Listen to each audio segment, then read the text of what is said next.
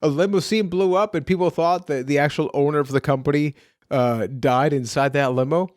That's wrestling. In the world of entertainment, there are a couple of different topics that, whether you like something or not, you have a very strong opinion about it. And in this episode, we're going to be talking about that professional wrestling, whether you watched in the 80s and the 90s with the WWF and the WCW, the 2000s with the WWE, TNA, AEW, Impact Wrestling, all of these different acronyms that may mean nothing to you if you're not a wrestling fan.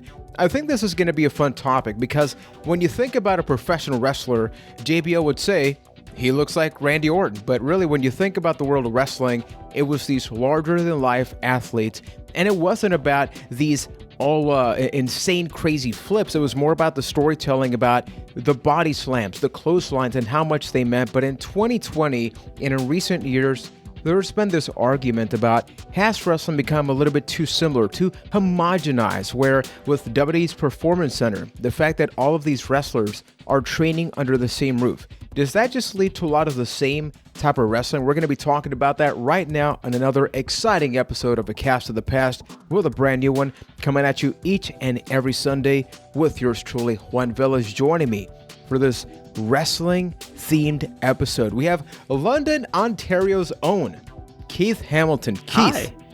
As two people that definitely love wrestling, and you and I still watch it today, just not so the traditional thing is that as WWE. Would you say that wrestling has become a little bit too samey, too homogenized as compared to the past? I think if we're talking about the WWE, then absolutely. It's actually something that I've thought a lot about lately. It all stemmed from when Hulk Hogan was on the Steve Austin show. Great interview. If you're a wrestling fan at all, you should really listen to those two just Goliaths talk for 2 hours straight. But, say what you will about Hulk Hogan the person, but he made a really interesting point about current wrestling these days that really stuck with me, and it's I'm paraphrasing here, but it's along the lines of one of the biggest problems with wrestling right now is that everybody's being trained by the same person, and that really stuck with me, and it made me really think about a lot of what is considered to be a great match in wrestling today versus what made a great match back in the 80s, back in the 90s, and really things have changed, and one could argue that I don't think it's for the better, because now a lot of these great matches that we come across, they are quite similar. And I get your point, because look, you brought up Hulk Hogan, controversies aside. You think of Hulk Hogan, the wrestler. The dude is who he is, but if there's one thing Hulk Hogan knows, it's professional wrestling. Exactly. So, let's bring up a few wrestlers. Macho Man, Andre the Giant, Hulk Hogan, Roddy Piper, Big Boss Man. You think about all of these, and I feel like from the way that they dressed, to the way they walked to the ring, to the way that they wrestled, you never thought of insane athleticism. Maybe they were very resilient and powerful, but they were larger than life athletes. A lot of times it's the average height for wrestlers back in the 70s, 80s, and 90s was up there. It's 6'2" will be considered short. So when you think about nowadays wrestling, I feel like in order to adapt, we've had steroids trials. We've had a lot of controversies in wrestling. So I feel like the world of wrestling sort of change from, hey, look at me and all these my six-pack abs and all of that, and we change to more of hey, check out this athleticism. You think about your Johnny Garganos, Adam Cole, Ricochet, but then you do have other wrestlers that are a little bit taller, but it seems like wrestling now, instead of more of the storytelling, it's a lot more about, look at what I can do in the ring. Do you think that sort of contributes to the thing where back then, you think about WCW and the Monday Night Wars. I guarantee you, anybody watching this right now, this is going to be a challenge. Do you remember the DX in the Tank more than you would an actual wrestling match? Wow, look at these maneuvers. More often than not, that's what we remember, right? When you think about the Attitude Era, what was the thing that stood out to you, Keith? To me, it was the moments more than anything, because at that time the wrestling was subpar, and I think it's more of a reason because things in wrestling have kind of snowballed as far as maneuvers and athleticism in the ring. Like if you go back to a Hulk Hogan era, you could win a match with a sleeper hold. When was the last time somebody won with a sleeper hold on television? It's probably been a good 10, 20 years, so it's just a matter of escalation. And back in that Attitude Era, which is so fondly remembered, they kind of threw wrestling out the window. The actual professional wrestling, dude doing a headlock on a guy and taking him down, that kind of took a back seat, even though that's where all of these like fantastical stories that are just so absurd ended up. It took a back seat when they were getting there. You remember the moments like DX in the tank. You remember the moments where Stone Cold Steve Austin pointed a gun at Vince McMahon and then it said bang 316 on it, followed by Vince McMahon pissing himself. Man, wrestling is weird. The Kiss My Ass Club. The Kiss My Ass Club. DX mocking the Nation of Domination, which is insanely racist to go back and watch. You remember that stuff. You don't remember the main event of that Raw where Stone Cold Steve Austin fought The Undertaker. You don't remember the series of matches that Stone Cold and Mick Foley had. It took a back seat, and these days it's kind of reversed, where now the story kind of takes a back seat to the wrestling. But the problem is, because things have snowballed so much now, that, like, I guess from fan expectations, people expect more as well, because the moves that were ending matches 20 years ago, well, we've seen them end matches for 20 years. We want more, and wrestling is, I think it's had a problem really trying to keep up with that. I think it's been really difficult because, as you mentioned, say you're somebody that watched wrestling from the 80s. If you're still watching today, first of all, holy crap. And then secondly, well it's like, done. You've kind of seen everything, right? I want to bring up maybe the most perfect example about this topic. I was thinking, like, what's a wrestler that's like, man, so many things about him. And that is Jake the Snake Roberts. Whether you liked him or you hated him, the moment that he grabbed the microphone, you paid attention. And then the other thing is, when you think about Jake Roberts, you think about the DDT. And Keith, for the non-wrestling fan here, the DDT is a wrestling, like a finishing maneuver. That's how he would get the 3 count. Describe physically how simple a DDT is. You take someone's arm, you put it under your, like, you basically put it at their armpit, and then you just drop them on their head. Very simple, very effective. And then nowadays, like, that would get a 3 count. Nowadays, people have taken that same move, do it from the top rope, the person ends up being spiked in their head, and sometimes it'll even get a 1 count. More often than not, it'll get a 2 count, but rarely will it ever finish matches. And then the thing, and you let me know if you think this is tied into the topic, is that if it was like 1 match, I think that would be okay. It's like, holy crap, look at this wrestler. It's very hard to beat him.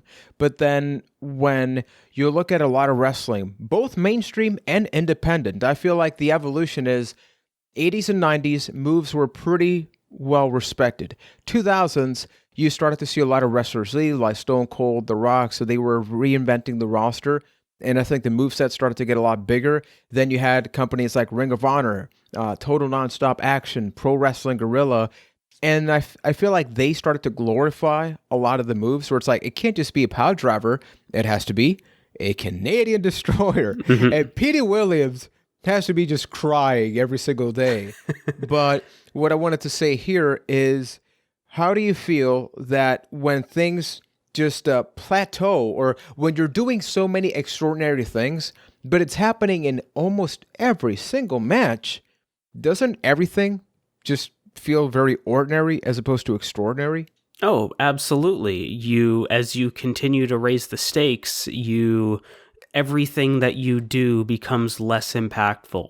It's not as bad these days, but I think there was a period of time in the mid-2000s when it happened a lot in the independents where they would do moves that would get 2 counts that looked way more powerful than their finishers. So all of a sudden you've got this weaker maneuver that's ending matches because that was somebody's finisher, and you lose the kind of mystique behind somebody's big move. That was the thing about the DDT back in the day. That was Jake the Snake's Roberts' big move. It had impact behind it. I think that's starting to come back more, and I know a lot of people complain about these matches, but I do think that the whole finisher spam fest, quote unquote, that we get in a lot of big WWE matches that kind of led to the mystique of finishing maneuvers coming back, where a lot of big matches boil down to I'm going to hit you with my finisher, I'm going to get 2 count. Then you're going to hit me with yours, and then we're going to do this a few times until finally somebody pulls out a super version of their move and finally gets the pinfall. It does get a bit repetitive, but in this case, I do think that it's beneficial. So the fact that wrestling is becoming similar, I don't think is a totally negative across the board thing, because now from doing this, you've added the mystique back to somebody's big move. Because in my opinion, as somebody that's been watching wrestling my entire life, I think one of the most important things that can happen for a wrestler is to have impact behind their big move. It's part of the reason why I love Kenny Omega in AEW so much. There is nothing more impactful than the One-Winged Angel in wrestling right now, in my opinion. It's not because it's the flashiest move, it's not because it's the most over the top, oh my god, he hit him, he's dead move, but it's the fact that nobody's kicked out of it, and that adds such power behind it. And as these matches and these moves become more similar and similar, they lose power behind those moves. Look at the super kick. I think the super kick is the most destroyed move in wrestling right now, for that exact reason. It's that and the tope suicida, where every WWE match has at least 4 of them, of those 2 moves combined, and it really just dampens everything. I think it's gotten a little bit better. I think this really peaked 2-3 years ago, especially the super kick, which for those that don't know, it's literally a kick to the face. Pretty fancy. A super kick. Exactly. Shawn Michaels is the sweet chin, because he perfected it. So it's not a super kick. It's a sweet chin music. It started out as a half crescent moon kick, and then it moved to a sweet chin music. Because the sweetness is what gets the 3 count. It's just right on the chin. Oh, that sweetness on the chin. Yeah, exactly. It just makes you want to do music. Absolutely, man. So I think what happens here is what you mentioned. Ultimately, one of the big problems of wrestling in the 80s and 90s is the crowd was very hot for a lot of stuff, but then once the bell rang, sure, they were invested in the characters, but I do feel like the wrestling became so secondary. And I think as wrestling became more accessible, as in Twitter, social media, clips that are shareable, what are you going to share? A Canadian Destroyer on the apron, which for those that don't know, the apron is the hardest part of the ring. Did you know that, Keith? I didn't, but now I do, and I believe it. Oh wait, no, I hear it 8 times a show. Yeah, just in case, it's a lot easier to share the outrageous things. So I think it's very difficult for wrestlers that maybe do love the old school style. I think a recent example is the greatest match ever that happened recently. And this is not going to be a review of that match, but for those who don't know, Randy Orton and Edge, who retired many, many years ago because of multiple injuries, came back, and their match was proclaimed to be the greatest match ever before it even happened. So that's a very ballsy move. No, a lot of legends have said that could have been the greatest wrestling match ever. They have. I mean, whether you agree or not, they did a very different kind of match, which is a lot slower storytelling, it's not about how many times I punch you, but the enthusiasm behind each punch, why I'm punching you. And I think wrestlers like Triple H, Randy Orton, wrestlers that like to take things a little bit slower, do remind you that you don't have to do 80 different moves. Now, some people call that boring because I feel like that's another challenge where right now, with video games being as mainstream as they are, with action movies being as widely accepted as they are, with the Avengers, Star Wars, like, I think people just like to see big deals. They like to see flashy things. So a wrestler like Randy Orton, maybe he looks like a professional wrestler and behaves like one, but you're not as tempted to want to see one of his matches, perhaps, whereas maybe an older fan would like to see that. Now,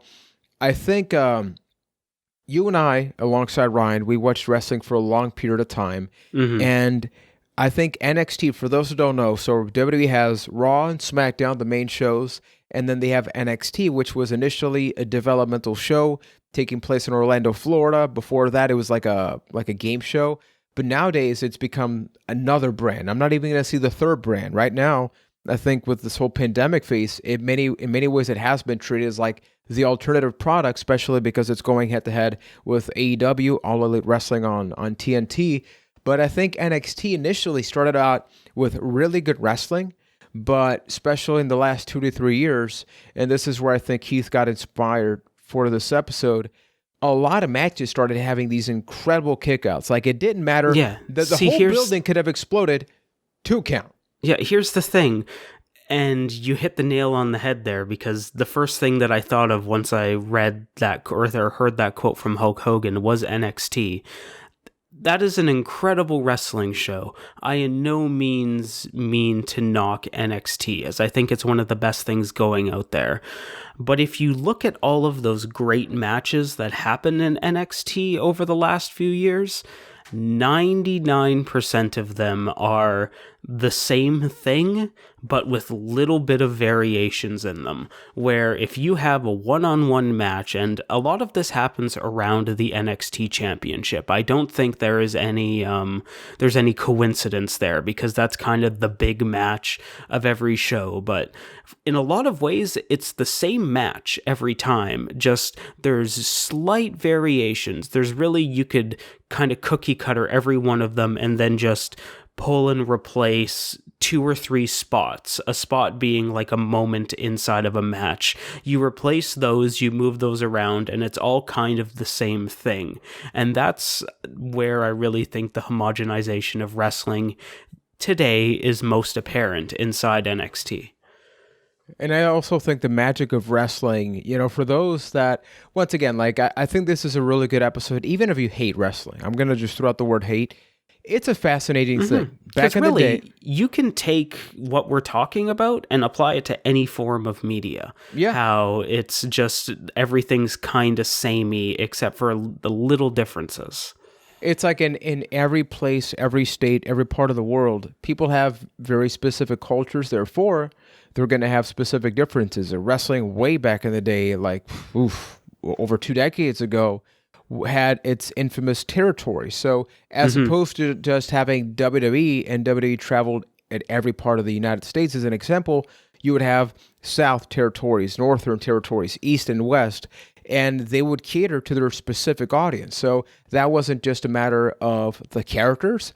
It was also reflected in the wrestling. In New Japan, you had strong style wrestling. You had Lucha Libre in Mexico. So even wrestlers would actually travel around the world to develop their craft. So that way, if they wanted a little bit more of the Japanese style, they would go to Japan. If they want to get a little bit flashier, they would go to Mexico. But now all of that is condensed primarily in Florida. Even if you don't like WWE, even if you don't care about the WWE product, a lot of wrestlers, and I've worked on wrestling here in Puerto Rico for a little while, the obsession is, I want to move to Florida.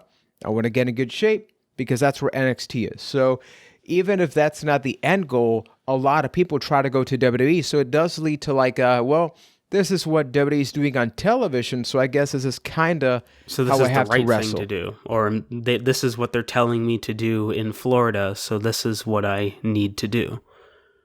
Exactly, and I think it's just very challenging because wrestling has gotten a lot better. I think AEW, I think we should dedicate some time to that, was extremely guilty of this. Oh, go ahead. Before we do that, I want to spend a little more time in the territories, because I think if you look at it from the other side of a territory, I think it really boils down what we're saying here. Because yes, you had your territories and your AWAs were different than your Mid-Souths. Like all the styles kind of catered to where in the country you were, viewing wrestling. But what about when that one person came into your town? What about the time, like Andre the Giant is a great example. Andre the Giant was basically out on loan through most of the mid-'80s from Vince McMahon Sr., where he would go town to town as an attraction. The thing that's really lost these days are those attractions. Like, when you hear that Andre the Giant was coming to town, you immediately think what that match is going to be like against your territory's top guy. And you get that one shot at that, and you get to see how their styles clash. Another great example is Ric Flair. When Ric Flair was NWA champion, he would tour around the country to all of NWA's different territories, and face the top guys there and have these unique matches that way. That's kind of lost when there's only one game in town in the WWE developmental. From that side of things, that's where it's lost, in my opinion. But there is a little bit of that spirit that lives on right now, and I think in America or in North America, that's through AEW. And there's your transition. Thank you, my friend. And once again, for a non-wrestling fan, there is other wrestling that is not WWE, but up until recently, like these last couple of years, if you wanted to have wrestling be your job, as in you want to get paid more than $50, well, WWE was the end goal. Nowadays, people have Impact Wrestling, Ring of Honor, AEW, WWE, a lot of independent wrestling. Obviously, pandemic aside, like before that was a thing. But then once ECW, that was more hardcore wrestling, went out of business, then, well, you had less mainstream options to watch. WCW goes out of business. WCW had the Cruiserweight division, which I loved. And in many ways, it introduced to a massive market high-flying wrestling that we see today. I mean, for those that want to see, it's like, look up Eddie Guerrero, Rey Mysterio, Halloween Havoc 97, I believe it is, one of my favorite matches of all time. That match, you could put that on last night's wrestling show, and it would still kick everybody's ass because it's that damn good. And then here comes the Young Bucks, which have been guilty of a lot of this. Let's be real, like overusing a lot of moves, exaggerating stuff. They say alongside people like Kenny Omega and all of that, let's make our own wrestling company called All Elite Wrestling. My concern when it was going to begin was, is that going to be the style of wrestling? Is it going to be 25-pound drivers and it gets a 2 count? Honestly, I do think at the beginning it was. When you have wrestlers like the Lucha Brothers, which Pentagon, I mean, wrestling fans out there, I'm going to lose points. I do not care to watch Pentagon Jr. wrestler or Pentagon Dark, because that is what he does. His whole shtick is, I'm just going to do every single move, and then people or myself are going to continue to kick out. I think they noticed that a lot of people were complaining, because compare All Elite Wrestling from its debut to now, and wrestlers in a good way, down a lot. Yeah, a lot. I mean, like if this was a video game and the wrestlers' stats were like 95, everybody's like at a solid 85. But it's good because it makes every move matter just that much more, which means that some companies like AEW are willing to adapt, and you get the high-flying stuff, you get the flashy stuff, but it doesn't need to be a 25-minute kick-out fest. Yeah, and the beautiful thing that AEW is doing right now that I give them a lot of credit for is every match on the card isn't the same. Like, yes, you are going to get that match that you were talking about. That's the super flippy 25 kickouts, 14 finishers, and a guy goes through 18 tables. There's always one of those on the card. They have Darby Allin. Yeah, exactly. Which I love Darby, by the way. Yeah, Darby Allin's great. But if you don't like that match, that's okay, because there's something entirely different coming up next. That match might not cater to you, but the slow, methodical, more storytelling focused match where the moves have more impact and they take it a little slower and make it count, that might be right up your alley. So that's great. You might enjoy that. So at least if the card is just those two matches, you have the ability to enjoy half that card, because it's not everything might be appealing to your taste, but something is appealing to your taste. And that's on the other side of things, going back to like NXT or the WWE style, they're very different, those two things, but every match is kind of similar. So if you don't like that kind of match, there is nothing for you on that 3, sometimes upwards of 5-hour card. But at least with the style that AEW takes, which is honestly, it's why I've gravitated more towards it these days. Yeah, I might not like everything on the card. It might not be for me every single match, and there might be things that just like turn me right off. But everything that turns me off, I'm turned back on again by another match that might be coming up. Or if something like the main event I'm not a big fan of, I can at least walk away saying, I enjoyed these other 2 matches though, and that's okay. And that's why I think it's so important for like wrestling not to be so homogenized, so it gives like a broader net to appeal to other people. I think if you wanted to give some closure to this episode, is that WWE buying out ECW and WCW was the most horrifying thing for wrestling. I think that I remember when it was like 99 and the rumors started going around and it actually happened. It was heartbreaking because it wasn't, this is not an Xbox PS3 or Xbox PlayStation debate of console versus console, right? There are video games, but here the companies had very distinctive styles. So when you get rid of one, what if you don't like the other one, right? Then you were stuck with no other options. And if you look at the ratings, I mean, it's not your opinion or mine. The ratings don't lie. A lot of people said, okay, if WWE is the only option, I'm checking out. That's not my thing, because imagine in video games if the Xbox 360 never happened and it was just the PS3 and there was this $600 weird hardware device that everybody kind of had to go, well, it's this or nothing. I think video games would have taken a very awful turn at that point, and that's kind of what happened with wrestling. Yeah, no, it really did. But I think now with wrestling becoming so accessible, even before pandemic, you had wrestling on Twitch, and that would be exclusive live shows on Twitch. So it presents like, I think it's going to become wrestling's pro wrestling, right? I don't want to just say wrestling is a very niche thing to begin with. I think making it an even more niche thing within the niche is great, because now it's like, okay, what kind of wrestling do you have? Well, here's WWE. I think that the thing that I don't want to neglect, which I think is important, is, WWE got a lot of flack. Like Attitude Era, in hindsight, everybody loves it. But if you look at forum threads, like look at archive.org, a lot of people that would write on keyboards would just say, hey, like, The Rock, why is he overacting? I think now we glorify this, but I think that some people did tune in for that. So the whole point is, Rock getting push he get? He don't deserve main event. The whole thing, it's like, it's impossible. You have a dead man in Undertaker in the same show that you had a huge dude showing his ass, and then you had other guys dancing, but then you had a guy whose face was apparently burned. That is wrestling. Yep. That is an actual episode of Monday Night Raw. I can keep going. That is the thing that we have talked about for the last half an hour in a serious tone. Yep.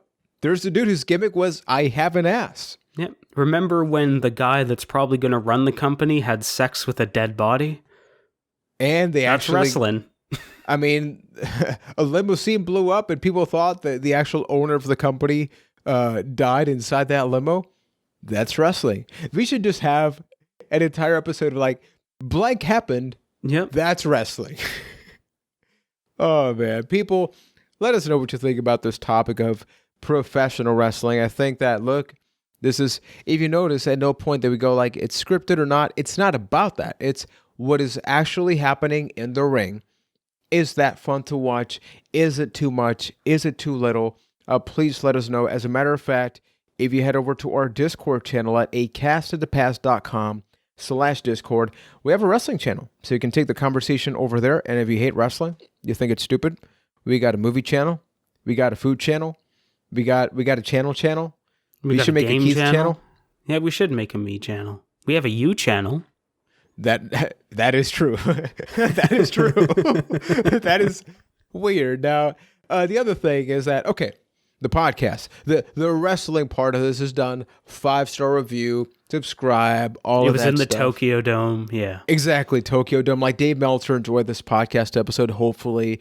Maybe Jim Cornette. No, actually, Jim Cornette maybe would love this episode, actually. I think so. We didn't talk about the Midnight Express enough, though, or the Freebird, so he instantly hates it.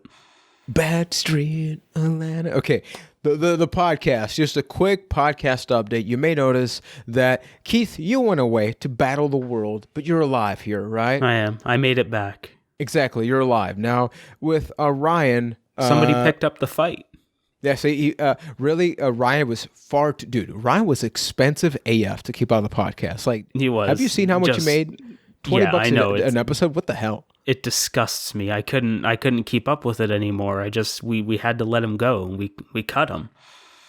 But in a real topic, no, he's done with the podcast. No, okay, now really, we've been thinking about ways to continue improving the podcast in terms that it's not getting rid of Ryan. Yeah, okay, at this point we need to say flat out, nothing has happened to Ryan. We've made some changes. We've decided that we're gonna switch up the format a little bit and kind of focus on more of, really, there's two types of episodes on this show. There's the big episode where we cover one piece of media. Like recently we've done The Empire Strikes Back. We're currently tackling the Terminator franchise, which I am not looking forward to going back to. Those are our big episodes. And then there's these lighter episodes that we have where we talk about things that more fit our niches. Like Juan and I are huge wrestling fans, so we have a little episode talking about wrestling in between those big episodes, or this is when we talk about video game mascots, those type of things.